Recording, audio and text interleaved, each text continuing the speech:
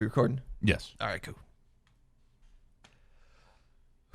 Welcome back. It's a little bit more Nerd Radio here on the podcast page, WRAF.com. You're almost there, Chuck. You're almost there. We've almost made it.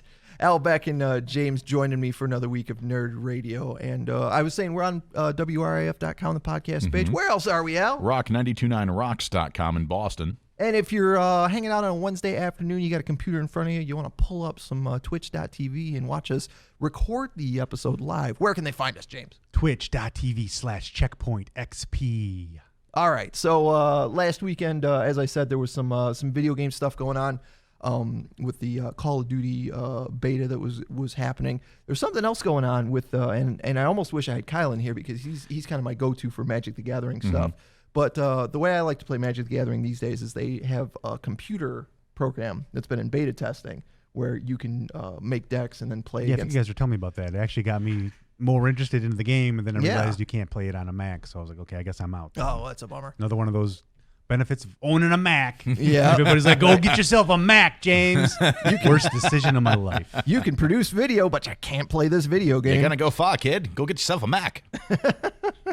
Well, they're getting ready to rotate over to a new version of what's called Standard. When I was playing way back in the day, it was called Type 2. But essentially with Magic the Gathering, whatever the last 4 sets that came out are, those are the sets that are legal in this particular tournament, for as far as for deck building.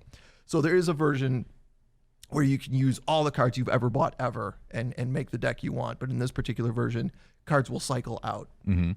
So as they get ready to do this and get ready to go from beta testing into live playing, which they call it beta testing, but I've never actually seen the game crash or anything, so I don't really know.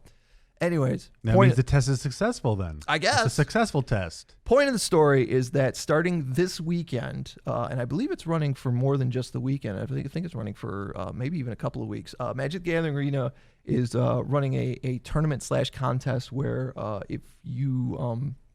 if you get enough victories, they will award you one of every card that's in Standard. How many victories are we talking about here? Well, let me take a look here because for one thing, I think it's 6 or 7 victories. It's not that many victories, I feel. But last weekend was when they started where you can play in these tournaments with a full, you can go in and make a deck and you've got one of every card, and you can generate more than one of a card if you want it in your deck or something like that. But starting the first week of October, it says here, players are competing for a chance to add all of these cards to their digital collections permanently.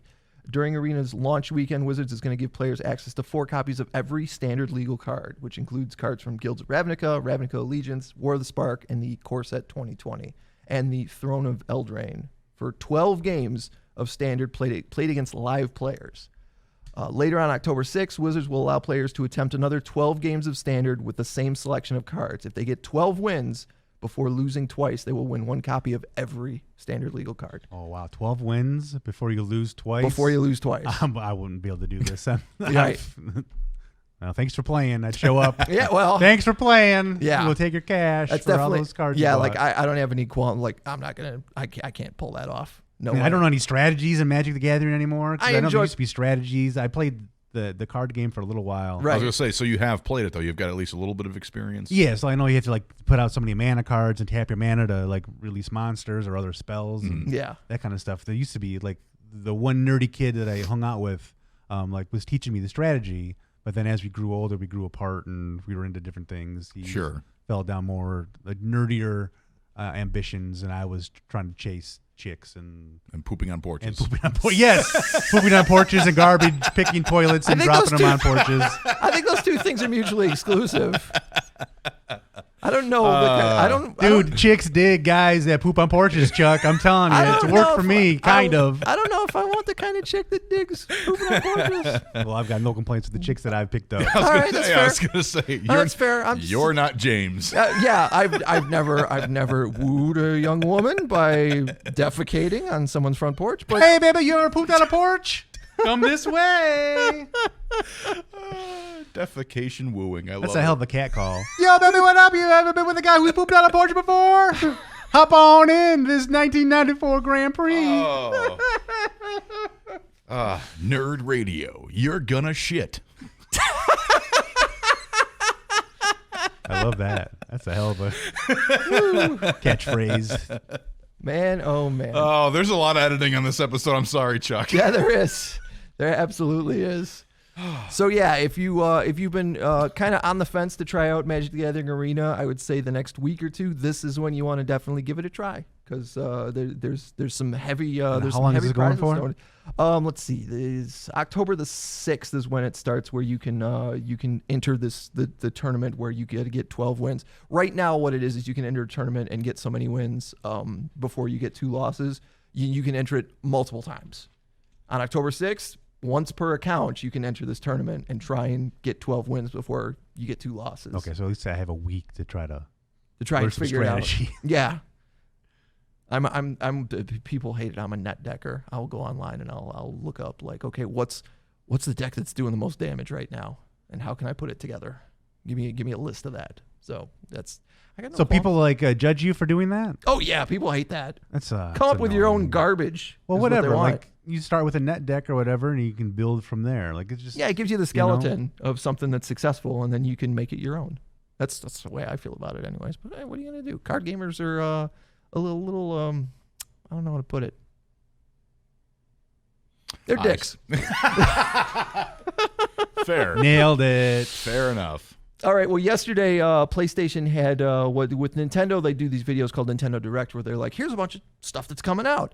With PlayStation, it was called the State of Play, and they revealed that they had a whole bunch of they showed a whole bunch of footage of The Last of Us Part 2, which is coming out in February. SquareSoft revealed the cover of Final Fantasy VII Remake. Unsurprisingly, it's just a prettied up version of the original Final Fantasy VII cover. Yeah, I had heard one of my buddies said that there was going to be an option to do the turn-based battle. Yeah, looking forward to checking that out for sure. There's going to be a Death Stranding, PS4 Death Stranding is the game made by Hideo Kojima, who famously made a whole bunch of Metal Gear games for us before Konami decided. Daryl from Walking Dead's the main character. Norman Reedus. Yeah. Yep, for sure. This is something I saw that this is why I wanted to bring up. There's going to be an LA Noire the VR case files. Really? Available. Dude, I'm in on this. It says it's available now for PlayStation VR. Really? So dude. So you can go home and check that out. We know what Al's going to do this weekend to forget about next week. Right. Yeah. I'm going to play it all weekend long, and I will not have anything to talk about on the Nerd Radio podcast next week. No, seriously. VR LA Noire. Dude, I loved LA Noire. Al's got a full-blown LA Noire erection right now. He was a big fan. I'm so happy to see him so excited. Can you imagine, though, if I put on a VR headset in 1944, I might not come back. I'll just be at home. Well, for one thing, VR headsets in 1924 looked more like Viewmasters. But yeah. Like, I'm going to solve the case. Now I'm in Las Vegas. Yeah. Now I'm in San Francisco. It's like you're right there. But I have like a hard time wrapping up playing Bridge Crew because I'm on a starship. Yeah. And then you got the Batman one where you're in the Batcave. If you send me back to 1944, like, I don't know, you might lose me completely. Hey, if Dean Martin on the radio. If I can come back from the Rick and Morty garage, we'll get you back from the 1940s. Yeah, that's true. And then you may have to come do a wellness check, James. I'll call my mom and send her over. She lives closer to your house than what I do. I'm busy this weekend now. I'm moving heavy furniture. Yeah, I know. We found out your parents live, like 2 miles from me? Yeah, I grew up 2 miles from where you currently live. So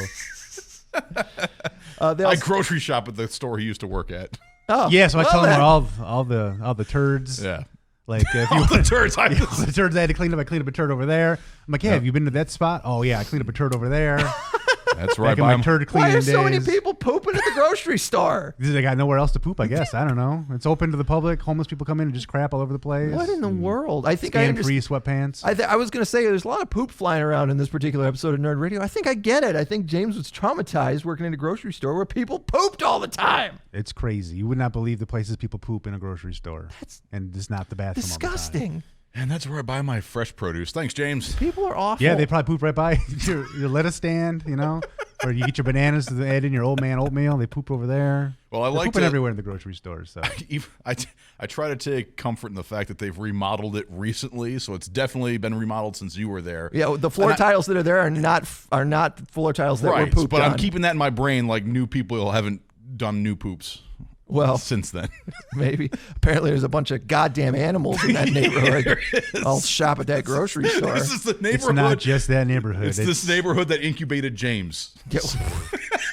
That should tell you everything you need to know, now shouldn't it? Yeah, I don't really have anything to add to that, other than he can't defend it. He knows. I'm a product of that environment, and that's where I live now. Wait till you see Future Al. Oh no. Also, one hairy man thong, I'll tell you that. October's PlayStation Plus lineup for those that turd in a man thong. Moving on. Desperately moving on. Moving on. I just can't handle the picture of a turd in a man thong with a full head of hair and chest hair. James and I and man thongs on a tandem bicycle. Yeah, eventually that's just that is a scene. A scene from someone's nightmare. Absolutely. Eventually that's just like the work outfit for people that like I walk by the studio and Jason's wearing one of this is man thong just answering phones. Yeah, all right. It's the worst doublemint. The entire building's been infected. Yep.